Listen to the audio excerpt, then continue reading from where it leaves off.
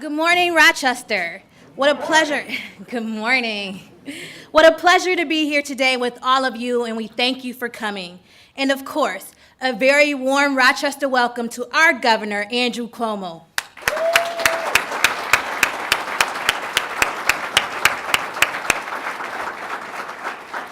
Now, we've welcomed Governor Cuomo many times here to Rochester to talk about growing the economy and creating jobs. His tireless efforts on behalf of our most vulnerable citizens are helping Rochester, Western New York, and our entire state make significant gains by starting at the root of so many of our challenges.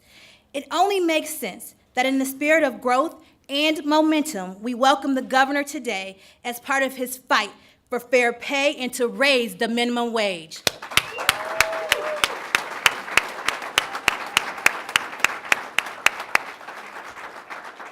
Thank you to Workers United and all of our friends in organized labor for being a voice and an advocate for the working people of Rochester. Rochester is a city that's on the rise. We are seeing progress in economic growth and development. We've cut many blue ribbons to celebrate new businesses opening up, and we're creating more ways to support entrepreneurship and innovation in our city.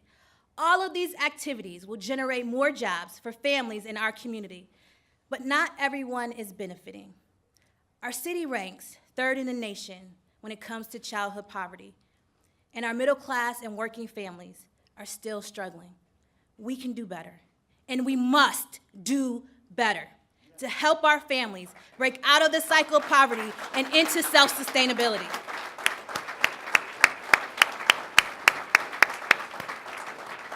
Far too many families living in poverty, especially single parents, face so many barriers when they try to get ahead. When people work full-time, they should be able to earn a living wage and proudly provide for their families.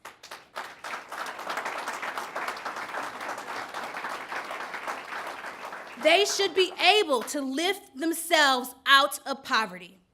The governor recognizes this. He knows that an increase in the minimum wage will be a tremendous boost to our families. Our state took a big step by increasing minimum wage last year, but we know that the cost of living is rising, and so it is time to do that once again, and it's right to do it now.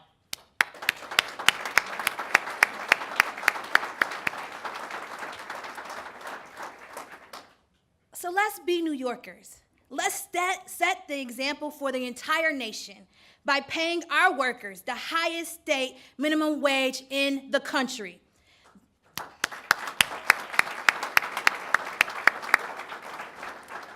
The governor being here today demonstrates that he's pushing for things that matter to the citizens of Rochester.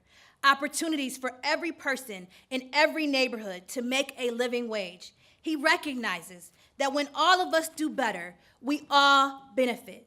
It is now my pleasure to introduce Gary Bonadonna Sr., who will introduce the governor of the state of New York. Thank you.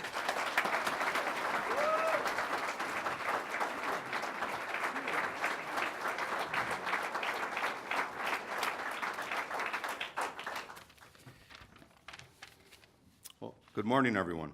Good morning.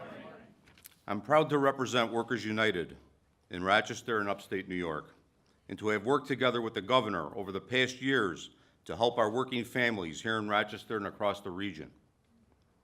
We've made great progress.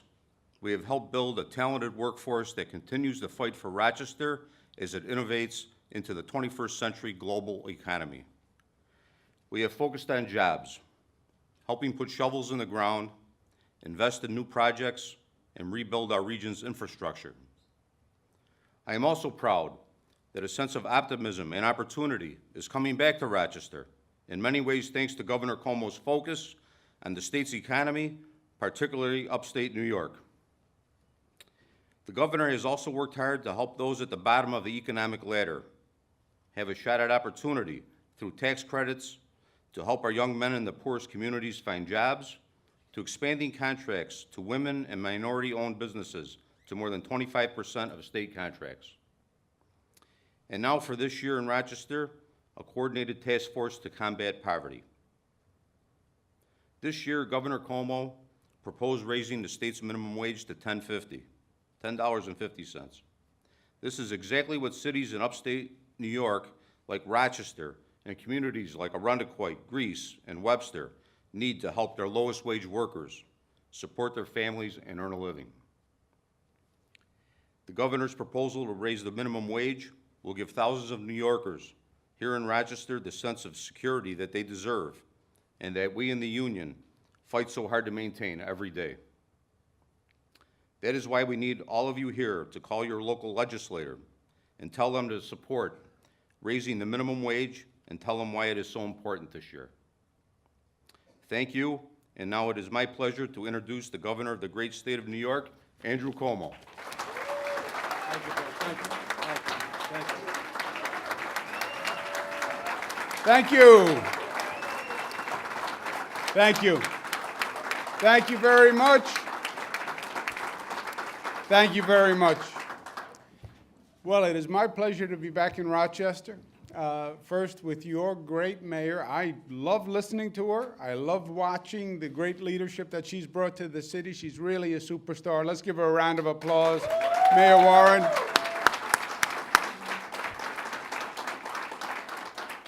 And to Gary Bonadonna Sr., who's been a long friend, talk about a great union leader who's done a great job with a powerful union, and a great voice for labor all across the state, all across the nation. But there's a senior and there's a junior, and I tell you the truth, I just love to watch these father and son teams. It warms my heart. Warms my heart. Let's give them a round of applause.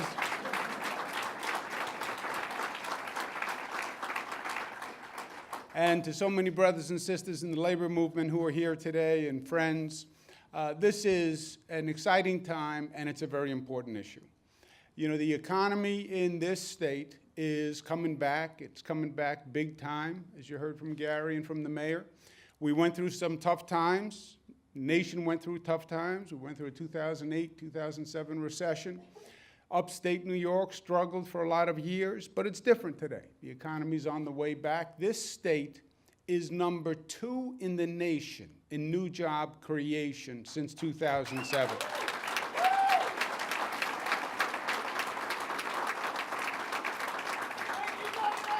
We have, thank you, you're welcome. We have 500,000 new jobs in this state. The credit rating is up. And upstate New York is doing better than it's done in decades because upstate New York was largely abandoned by the state for a lot of years. And when they talked about the economy in New York State, they talked about New York City and downstate, but they weren't talking about upstate. Your former mayor, who became a great lieutenant governor, Bob Duffy, the way I got him to join my administration in the first place, because he didn't want to leave Rochester. I said, you want to help Rochester? You know how you help Rochester? You go to Albany. That's how you help Rochester. And you become part of the state government, and you say to the state government, by the way, there's something called upstate New York. There's Buffalo, there's Rochester, there's Syracuse, there's Albany, there's Utica, there's Binghamton, and that counts too, you know, because the state government was just blind to the needs of upstate. And we changed the orientation, and we focused on upstate like no state government in modern political history. You look at all the economic development initiatives all towards upstate New York, the regional economic development councils, the startup zones, tax-free startup zones, 64 of them statewide, 59 in upstate New York. The investment in tourism all across upstate New York, the agriculture investments all across upstate New York. So upstate New York is coming back. And we're going to keep doing it because we have more to do, a lot of time to make up for. But the economy is coming back. And you see that in the numbers all across the board, and you see it in upstate New York. Which then begs another question. What do you consider economic success? And we can go through the numbers, and the state is an economic success. And the way this economy has been working in the country, those people at the top end of the economic spectrum have been doing very, very well. This economy is making more billionaires and more millionaires than any time in history. And the question is that success? And the mayor answered it for us. It's not success when just those at the top do well, because we define success as shared success. We want people all along that economic spectrum to do well. That's how we define success in New York. And that's why the minimum wage is so important. Because the minimum wage says, that's great that the economy's running, but let's make sure that all boats are lifted with this economic tide.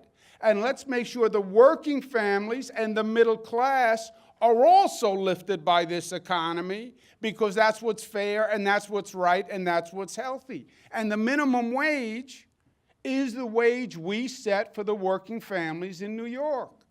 Now, 2 years ago, we raised the minimum wage.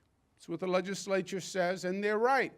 This year, the minimum wage will go up to $9 an hour, and that's an increase from last year. But what I'm saying to the legislature this year is the $9 an hour isn't enough. Because yes, we raised it.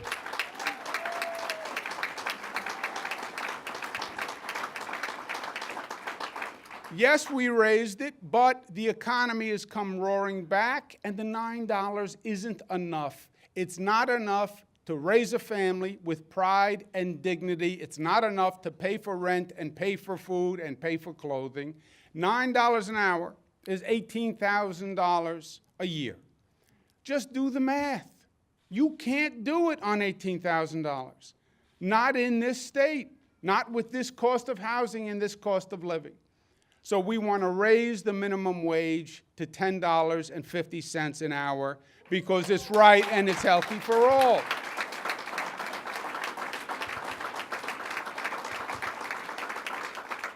Now, it will do two things if we raise the minimum wage.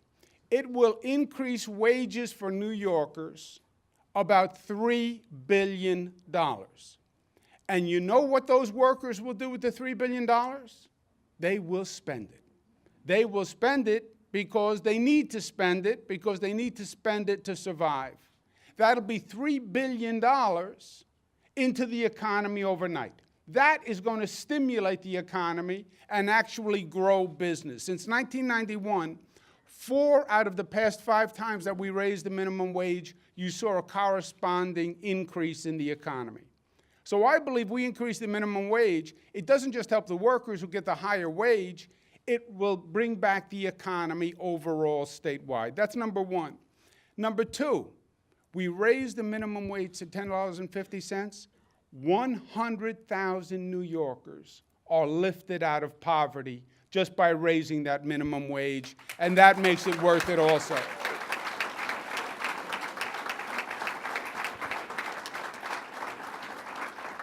So it is smart for the overall economy, but it is also right, because that concept of shared success is a New York concept. And that's why the mayor's words ring so true. New York has always had a special role. New York is the progressive capital of the nation. And New York does what's smart and right for New Yorkers, but New York has also sent a message and taught this country a lesson by its leadership. And what we're saying in this crusade to raise the minimum wage is, if you believe in a strong economy, the New York way, the American way, then make this economy work for everyone. And don't celebrate your success when you still have Rochester with children sleeping in poverty, and you still have middle-class families and working families that can't afford to make ends meet. Don't say that's success, because our definition of success is different. We believe it has to work for all New Yorkers, or it works for no New Yorkers. Because we believe in opportunity for all. That's what this state and this country is all about. So we celebrate it when it's working for the people at the top end, but we celebrate it more when it's working for every New Yorker. And that's what this crusade is about. That's what we want those legislators to hear in Albany. And our voice says to them, don't come home to Rochester, and don't come home to New York City and Long Island until you raise the minimum wage, so you can look every New Yorker in the eye and say, this government represents you, and this state represents you. Thank you, and God bless you.